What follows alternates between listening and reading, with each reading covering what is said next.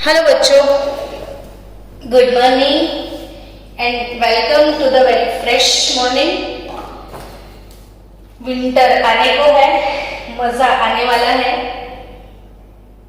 दिवाली भी आ रही है, आपका शॉपिंग का मूड भी बनता होगा। चलो शॉपिंग करिए, चलो शॉपिंग करिए, है ना। मेरे को तो ऐसा होता ही है, शॉपिंग वाला फंडा तो है मेरा। आप भी दिवाली के पहले पहले एग्जाम दे दो। एग्जाम के जितने चैप्टर्स आपको दिए गए हैं वो अच्छे से प्रिपेयर कर लो। टेक्स्ट बुक की एक्सरसाइज हमेशा बहुत पक्के से प्रिपेयर करनी होती है, वो कर लो। फिर एमसीक्यू, और अभी जितना समझ में आता है वो सब कर लो। जो जो डाउट्स है वो रिवीजन में फिर से डाल देंगे। तो आज और एक टॉपिक के साथ मैदान में उतरना है जो कि कॉम्पिटिटिव लेवल का टॉपिक है, और उसमें से कॉम्पिटिटिव लेवल्स पे क्वेश्चन आते हैं तो मुझे पढ़ाना पड़ेगा। सो वो टॉपिक है आज का एंडोथर्मिक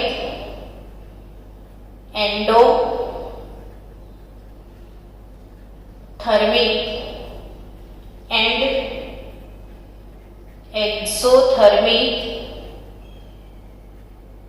रिएक्शंस। मन में लड्डू फूटे, है ना। अरे मैडम, एंडोथर्मिक एक्सोथर्मिक तो पता है हमको, आई नो दैट, आपको पता है। किसको बोलते हो आप एंडोथर्मिक, किसको बोलते हो आप एक्सोथर्मिक? तो एंडो मीन्स जिसमें एनर्जी एब्जॉर्ब होता है, वो endothermic. During the chemical reaction, if it is absorbed, then it is called endo, and during the chemical reaction, if it is released, then it is called exo. So, students, अब आपको एक graph मुझे समझाना है, ध्यान से वो graph समझना है क्योंकि उसमें बहुत सारी बातें हैं जो समझने लायक है।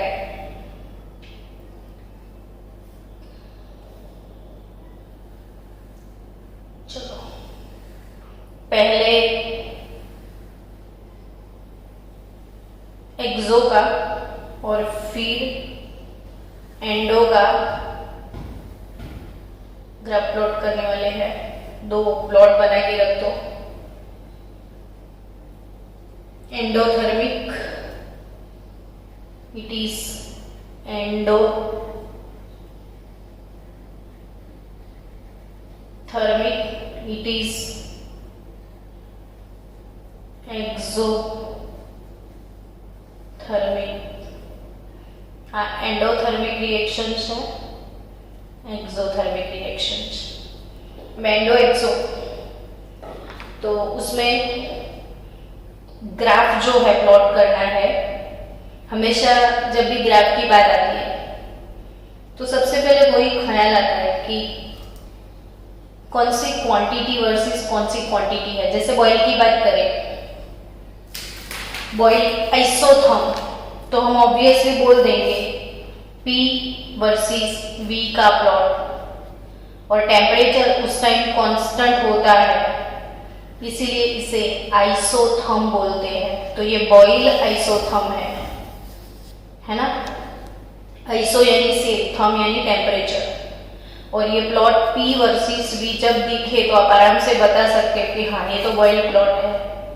वैसे ही हमने कितने ग्राफ बनाए फिजिकल केमिस्ट्री में, हर एक इक्वेशन को हम कंपेयर कर देते थे mx + c के साथ, और y पे p और ये c और फिर वो straight line and so on. वैसे ही ध्यान से देखना कि ये वाला जो ग्राफ है वो किस चीज का ग्राफ है वो समझना है आपको। तो it is potential energy versus reaction coordinate.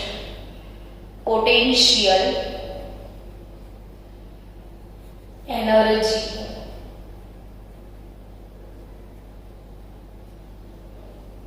Versus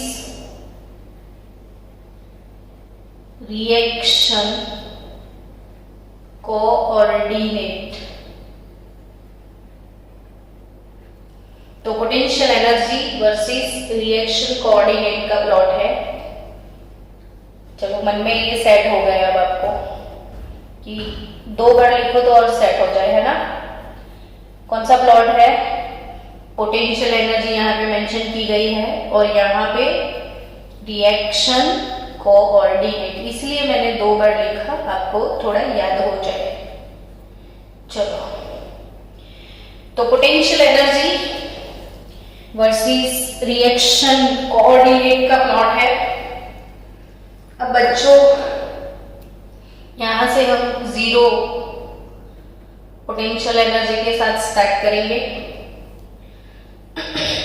अब पोटेंशियल एनर्जी के बारे में सोचो तो जो एंडो और एक्सो, इन दोनों के बीच का मेजर डिफरेंस क्या है कि if the minimum potential energy of reactant is less than that of product then the reaction will be endothermic. क्या बोला मैंने, अब ध्यान से लिखो इसको कि potential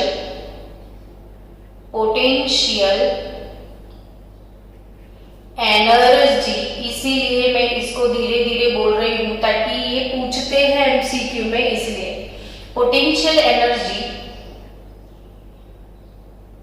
of reactant, potential energy of reactant is less than that of product। यानी पोटेंशियल एनर्जी यानी एंथैल्पी, और इसको अगर मैंने HR बोल दिया, प्रोडक्ट के लिए HP बोल दिया, potential energy of reactant is less than potential energy of product। तो रिएक्टेंट की पोटेंशियल एनर्जी अगर HR है, प्रोडक्ट की अगर HP है, तो दोनों में से ज्यादा किसकी है? अब ये सोचने वाला एग्जाम्पल नहीं है, समझने वाला है कि समझो, reactant A gives product B, reactant A gives product B, reactant A gives product B, ठीक है। रिएक्शन कैसा है? एंडो, एंडो यानी क्या? तो एंथैल्पी हम एब्जॉर्ब करते हैं, एंथैल्पी हम एब्जॉर्ब करते हैं। सपोज मेरे पास 100 किलो जूल था, मैंने 200 किलो जूल एब्जॉर्ब किया, तब जाके मेरा रिएक्शन हुआ, मुझे प्रोडक्ट मिली। तो प्रोडक्ट में कितना होगा? तो इसका 100, इसका 200, now product has total 300 kilo joule. कितना सिंपल सा क्वेश्चन है, आया समझ में? अगर एंडो है तो मैंने बाहर से हीट एब्जॉर्ब किया, तो मेरे पास कम था, 100 केजे था, मैंने, चलो मेरे पास 100 रुपये थे, मैंने पापा से 200 रुपये लिए, यानी मैंने पापा से एनर्जी एब्जॉर्ब करी। तो अब एनर्जी 100 + 200 300 ना हो जाए, यानी कि प्रोडक्ट के पास ज्यादा एनर्जी है, रिएक्टेंट के पास कम एनर्जी है, ऐसा एंडोथर्मिक में होता है। तो what do you say about endothermic? तो it is HR always less than that of HP। जबकि आप सब जानते हो कि डेल्टा H ओवरऑल रिएक्शन। फिर से दूसरी बात कि जब रिएक्शन एंडोथर्मिक होता है कभी भी, जैसे कैल्शियम कार्बोनेट, उसको गर्म करोगे, डीकंपोज करना है, तो calcium oxide plus carbon dioxide gas मिलता है, सबको पता है, डन। तो कैल्शियम कार्बोनेट, उसको आप हाई टेम्परेचर पे गर्म करने वाले हो, सपोज आपने दे दिया 2000 किलो जूल पर मोल एनर्जी, तो इसका मतलब क्या हुआ कि CaCO3 प्लस 2000 किलो जूल पर मोल गिव CaO प्लस CO2। ये वाली रिएक्शन की एंथैल्पी डेल्टा H हम कैसे लिखते हैं? ये रिएक्शन की एंथैल्पी डेल्टा H हम कैसे लिखते हैं?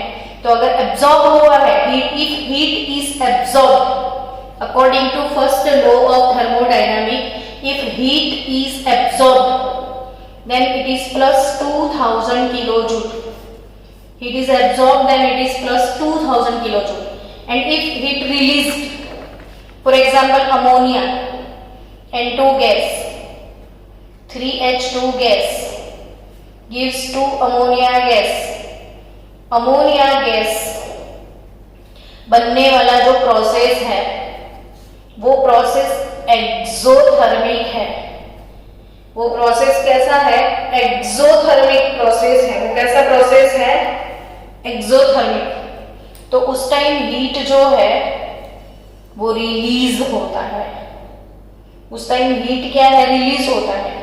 तो जो भी हीट रिलीज होता है उसे हम माइनस दिखाते हैं, यानी according to first law of thermodynamic, if heat is absorb then sign of energy positive and if heat is released then sign of heat is negative. अब क्यों पॉजिटिव क्यों नेगेटिव, ये यहाँ पे प्रूव होने वाला है। तो ये साइन पॉजिटिव नेगेटिव क्यों आते थे ये प्रूव हो जाएगा, देखना अभी। तो ऑब्वियसली देखो आपने समझ लिया कि पोटेंशियल एनर्जी ऑफ रिएक्टेंट कम होगा, प्रोडक्ट का ज्यादा होगा, कुछ बाहर से आया है तो उसमें बढ़ जाएगा। अल्टीमेटली कोई भी रिएक्शन है उसकी एंथैल्पी कैसे कैलकुलेट करते थे? तो enthalpy of product minus enthalpy of reactant. Enthalpy of product minus enthalpy of reactant. बच्चों जिसको भी थर्मोडायनामिक चैप्टर फिर से पढ़ना है और अच्छे से प्रिपेयर करना है तो 11th में अब शुरू होगा। तो अब 11th का एक लेक्चर ऐसे सेट कर लेंगे कि 12th के साथ साथ आप 11th का लेक्चर भी अटेंड कर पाओ। तो आपका पूरा थर्मोडायनामिक और इक्विलिब्रियम उनके साथ साथ हो जाएगा। तो जो भी कॉम्पिटिटिव लेवल पे जाना चाहते हो बच्चों, ये गोल्डन पीरियड है, क्योंकि आप अभी सीखोगे तो याद भी रहेगा। तो delta H is equal to H of product minus H of reactant. Done. So delta H, अब आपने देखा कि HP ग्रेटर देन H है, तो ऑब्वियसली आंसर इसका पॉजिटिव आएगा। तो इसका ग्राफ अगर प्लॉट करना है एंडो का, तो कैसे कोई रिएक्शन लेते हैं? A2 plus B2 gives 2AB, ठीक है। तो ये रिएक्शन कोऑर्डिनेट जीरो लेवल पे, जीरो पोटेंशियल एनर्जी पे रखते हैं। यहाँ पे आपका रिएक्टेंट होगा। रिएक्टेंट एक मैक्सिमम एनर्जी गेन करेंगे और यहाँ पे A2 का एक बड़ा गोला B2 के बड़े गोले के साथ कांटेक्ट करके इंटरमीडिएट कॉम्प्लेक्स बनाएगा और फिर प्रोडक्ट में कन्वर्ट हो जाएगा। तो ये जो एनर्जी लेवल है वो H रिएक्टेंट और ये जो एनर्जी लेवल है वो H प्रोडक्ट, यानी रिएक्टेंट से प्रोडक्ट का एनर्जी लेवल ज्यादा है। अब जो जीरो लेवल पे यहाँ पे A2 प्लस B2, फिर उसने एनर्जी एब्जॉर्ब करी, तो जो मिनिमम एनर्जी पे रिएक्शन हो जाता है, जिस मिनिमम एनर्जी देने की वजह से रिएक्शन हो जाता है, इसको बोला जाता है एनर्जी ऑफ एक्टिवेशन। बस यही चीज कंपल्सरी ध्यान में रखनी है बच्चों। ग्राफ में ये है एनर्जी ऑफ एक्टिवेशन, ग्राफ में ये है एनर्जी ऑफ एक्टिवेशन, समझना ये एनर्जी ऑफ एक्टिवेशन दिखा रहा है फॉरवर्ड रिएक्शन के लिए। समझ गए? तो E है, यहाँ पे है प्रोडक्ट 2AB। तो फॉर फॉरवर्ड रिएक्शन के लिए, फॉरवर्ड किसको बोलते हैं? Reactant to product. तो forward reaction energy of activation EA। Now आप यहां से ऐसे रिवर्स में जाओ, यहां से ऐसे रिवर्स में जाओ ऐसे। तो अगर रिवर्स रिएक्शन की सोचो तो रिवर्स के लिए क्या होगा? तो रिवर्स यहां से जा रहा है तो इसको इतना एनर्जी देना पड़ेगा। ये है energy of activation EA dash. तो रिवर्स के लिए energy of activation E A dash, देखो फॉरवर्ड यहाँ से आए तो यहाँ से ये जो लेवल है ये फॉरवर्ड रिएक्शन का एनर्जी ऑफ एक्टिवेशन, अब इधर से ऐसे गए तो ये रिएक्टेंट ये प्रोडक्ट, तो रिएक्टेंट यहाँ तो था सिर्फ इतना एनर्जी एब्जॉर्ब करेगा तो प्रोडक्ट बन जाएगी। कभी भी याद रखो फॉरवर्ड रिएक्शन अगर एंडो है तो रिवर्स हमेशा एक्सो होगा, फॉरवर्ड अगर एंडो है तो रिवर्स एक्सो होता है। तो लिटरली इसको यहाँ तक तो वो है, सिर्फ इतना एनर्जी गेन करना है। जो बच्चे के 30 मार्क्स आए हैं उसको पास होने को 5 मार्क्स चाहिए, लेकिन जिसके ऑलरेडी 34 है उसको पास होने के लिए सिर्फ 1 मार्क्स चाहिए। तो इसके लिए इसका एनर्जी लेवल हाई है तो उसको सिर्फ कम में रिएक्शन हो जाएगा, इसका बहुत डाउन लेवल है तो इसको ज्यादा एनर्जी चाहिए। तो फॉरवर्ड रिएक्शन का activation energy E A, reverse reaction का activation energy E A dash. तो what do you say about delta H here again? तो delta H is forward minus reverse, forward minus reverse होता है। तो ई A minus E A dash होता है तो वो आंसर पॉजिटिव ही आएगा। As you know that E A greater than E A dash, यहाँ पे दिखता है E A greater than E A dash तो इट इज पॉजिटिव। तो आपने 2 टाइम इसको पॉजिटिव प्रूव कर दिया, एक्टिवेशन एनर्जी से भी और रिएक्शन एंथैल्पी से भी प्रूव हो गया। चलो अब इसका ग्राफ प्लॉट किया जाए। ये कौन सा रिएक्शन है? तो एक्सो। एक्सो में सोचो कि रिएक्टेंट और प्रोडक्ट की एंथैल्पी के बारे में। एक्सो यानी एनर्जी मैंने रिलीज किया, मेरे पास 1000 किलो जूल था, मैं रिएक्टेंट हूं, प्रोडक्ट हीट अब रिलीज होता है, मुझे बाहर फेंकना है। मेरे पास 1000 था, मैंने 500 बाहर निकाल दिया, नहीं 400 रखो, 400 बाहर निकाल दिया तो मेरे पास बचा 600, यानी रिएक्टेंट की ज्यादा है, प्रोडक्ट की कम है। इसको फेंकने के बाद ये मिल रहा है। तो enthalpy of reactant is greater than that of product. अब डेल्टा एच, तो H P minus H R होता है। ऑब्वियसली ये लेस है, ये ज्यादा है तो नेगेटिव वैल्यू आ गया, यानी जब भी रिएक्शन एक्सो होता है तो डेल्टा एच हम नेगेटिव लिखते हैं। और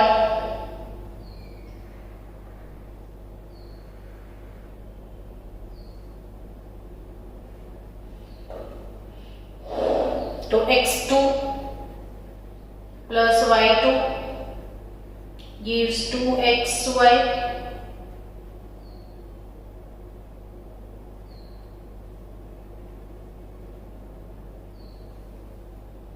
क्लियर? चलो this is energy of activation E A.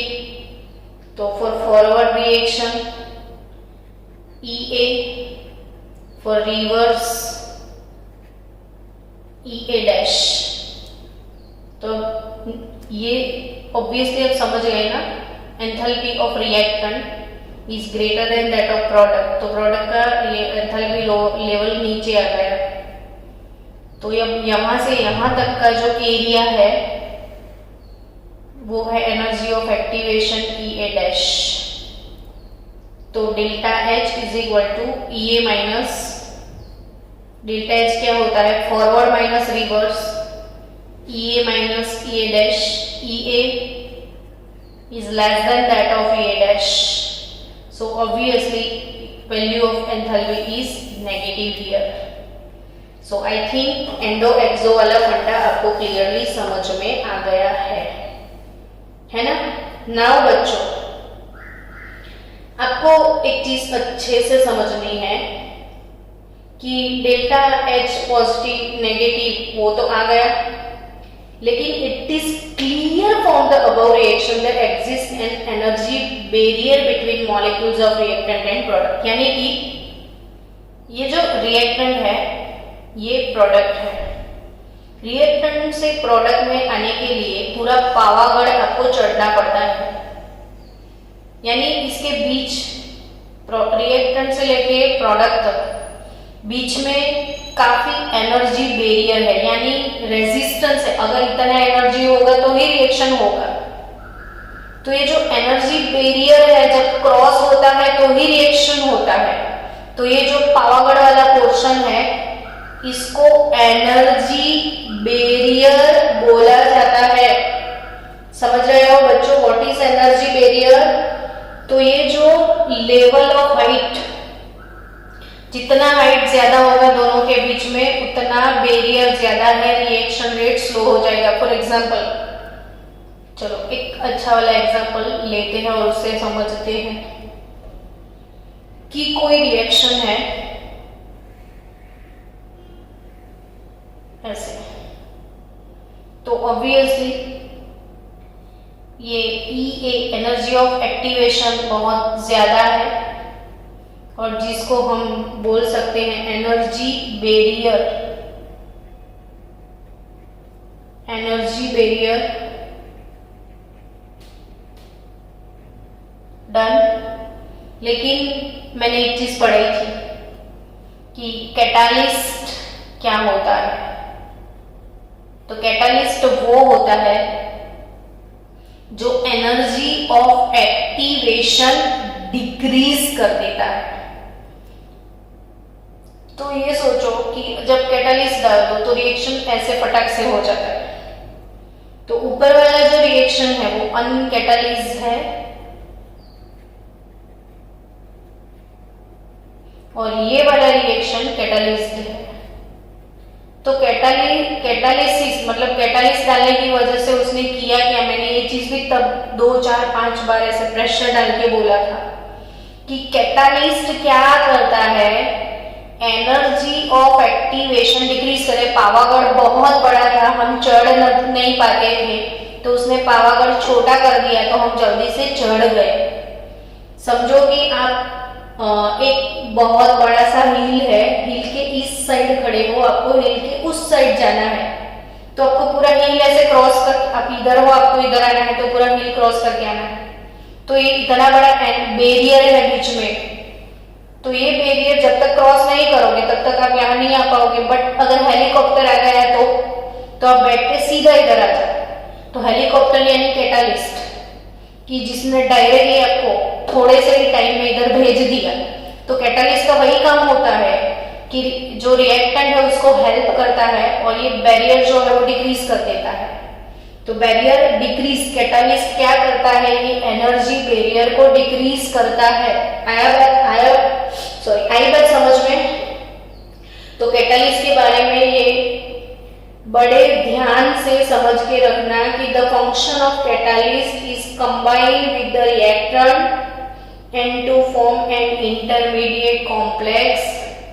The function of catalyst reactant के साथ कंबाइन होता है, इंटरमीडिएट कॉम्प्लेक्स आई बना देता है, फिर वो डिकम्पोज होता है और प्रोडक्ट में उसको फास्ट कन्वर्ट कर देता है। So it is necessary to remember that catalyst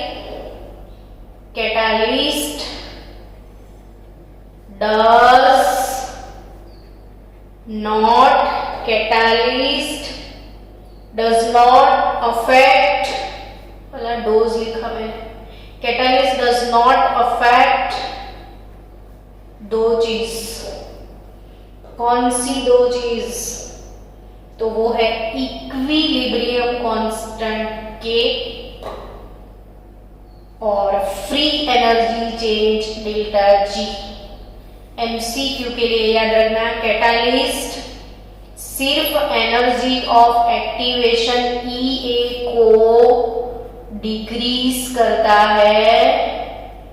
catalyst energy of EA को डिक्रीज करता है, सो रिएक्शन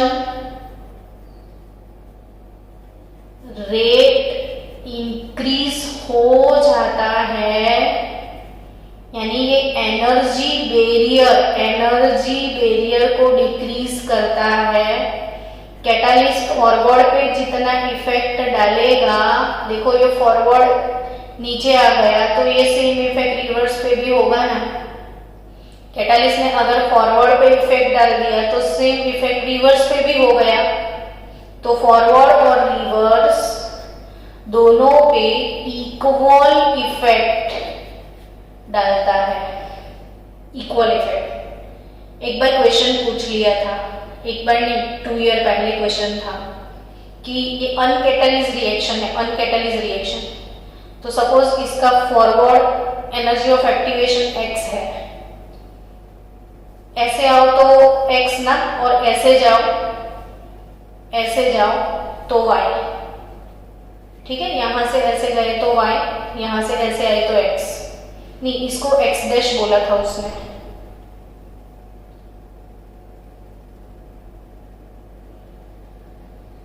और सपोज कैटालिस्ट वाला रिएक्शन, तो इसका एनर्जी ऑफ एक्टिवेशन y और इसके रिवर्स का जो है वो y dash.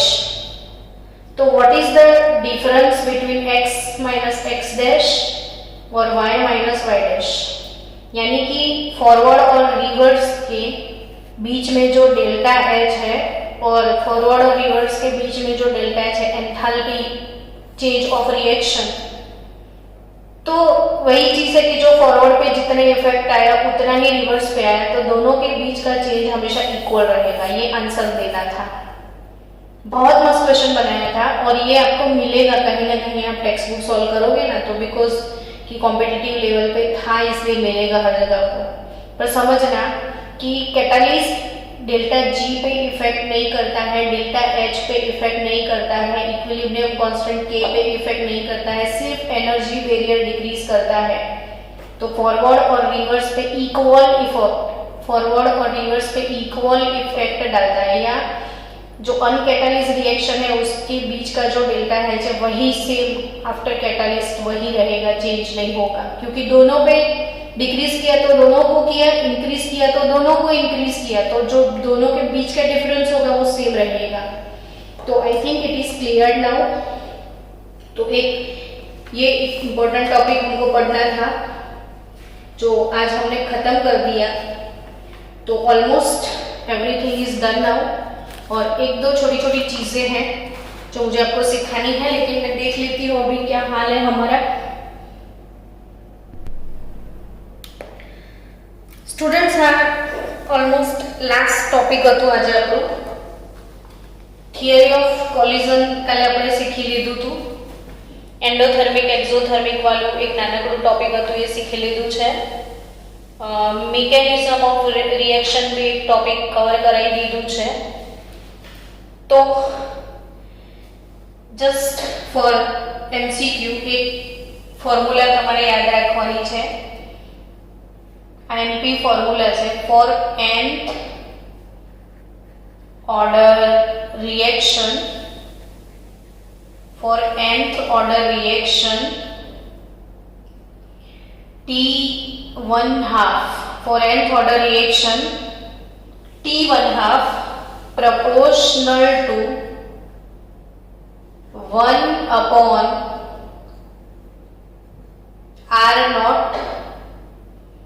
raised to n-1, T1/2 proportional to 1/R0 raised to n-1। Clear? ये इक्वेशन पक्के से याद रखियो, इसमें से MCQ आते हैं। तो जनरल रिएक्शन है for nth order T1/2।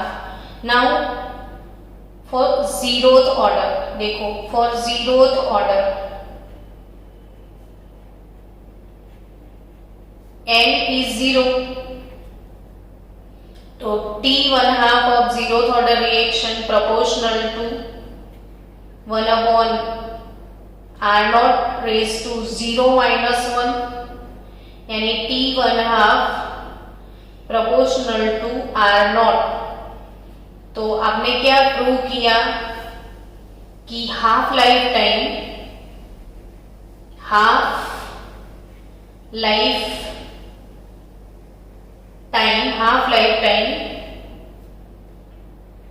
of zeroth order reaction, half lifetime of zeroth order reaction is directly proportional to its initial concentration. तो जो जीरोथ ऑर्डर रिएक्शन है उसका हाफ लाइफ टाइम जो है वो इनिशियल कंसंट्रेशन पे depend करता है। यानी कि बच्चों इनिशियल कंसंट्रेशन कहीं चेंज हुई तो हाफ लाइफ टाइम भी चेंज होता है। But for first order reaction T1/2 proportional to 1/R0 1 minus 1 0 हो गया। यानी it is independent of initial concentration। इसको इनिशियल कंसंट्रेशन से कोई लेना देना ही नहीं है। देखा, for second order reaction T1/2 proportional to 2 minus 1 तो 1/R0 यानी half life time of second order reaction is inversely proportional to initial concentration. यानी क्या इंप्रेशन लेके जाओगे आप इधर से कि सेकेंड ऑर्डर का रिएक्शन ऐसा है जिसमें इनिशियल कंसंट्रेशन इंक्रीज होता है तो हाफ लाइफ टाइम डिक्रीज होता है। और जीरोथ ऑर्डर में देखो इनिशियल इंक्रीज हुआ, T1/2 इंक्रीज हुआ, इसको इनिशियल से कोई लेना देना नहीं। ये इनिशियल इंक्रीज हुआ, T1/2 डिक्रीज हुआ। तो इससे एमसीक्यूज आते हैं। एक एमसीक्यू नीट में ऐसा था कि what is T1/2 for n-1th order reaction. तो n-1th ऑर्डर के लिए T1/2 क्या होगा? तो T1/2 proportional to 1/R0। अब n- के लिए है ना, तो n-1 के लिए क्या होगा? तो जहां पे n है उधर डाल दो n-1, तो n-1 यानी n-2। ये क्वेश्चन था कॉम्पिटिटिव लेवल पे, तो एक ये चीज आपको याद रखनी है। अब जब सारे चैप्टर खत्म हो जाएंगे तो हम चैप्टर वाइज डिटेल में बहुत सारे टफ लेवल के एमसीक्यू सॉल्व करेंगे, तो और भी बहुत सारी चीजें मैं आपको बताने वाली हूँ। तो तब तक इतना आप चैप्टर 1 में प्रिपेयर कर दो, ये काफी है जो मैंने सिखाया है। बार बार वीडियो देखते जाओ, समझते जाओ, सीखते जाओ। और अब कल से हम नया चैप्टर शुरू करेंगे, हेलो अल्केन, हेलो एरीन। और एक्सरसाइज में या टेक्सचुअल कोई सम में प्रॉब्लम है तो मेरे को बता देना, तो कल फाइनली फिर प्रॉब्लम भी सॉल्व करवा दूंगी। लेकिन जहां तक मुझे याद है मैंने सारे सम आपको सॉल्व करवा दिए हैं, सारे सम्स। तो भी कोई प्रॉब्लम है तो बोल देना, ठीक है। और नेक्स्ट डे हम चलेंगे हेलो अल्केन, हेलो एरीन। तो till then bye bye, have a good day.